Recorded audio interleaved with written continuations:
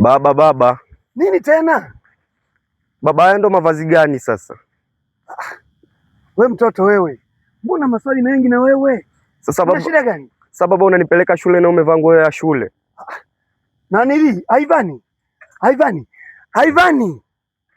Naam. Jana umeyakataa mavazi, unataka nitupe hela zangu?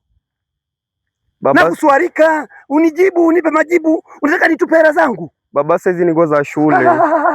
Aivani, usiongee hayo Aivani. Utakuta nichefua moyo, unanifuruga mimi. Aivani, nguo nimekununulia nyingine, si umeona zilivyo nzuri? Hii kiatu nimenunua kule Arusha. Hiki 50,000. Kiatu sijavaa vya gharama. Hii nguo nimeishona kwa gharama kubwa, unataka nitupe hela Aivani? Sasa baba, mwalimu mkuu akikuona umevaa hivi atakuchukuliaje? Hey! Wewe na mimi yupi mkubwa?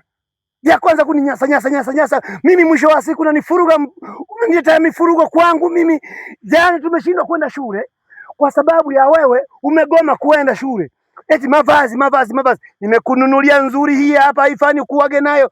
Haya, nikasema hii hapa nitavaa mimi. Leo tena umeleta kipengele Aivani.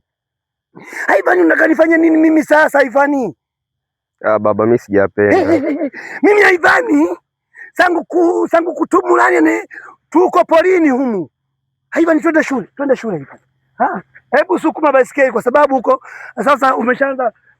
Haya Aivani, wewe hii mipira unapeleka nayo wapi? Wewe ni wala kwanza. Nenda kucheza shule. Unacheza shuleni na kutuma kusoma, unaenda kucheza.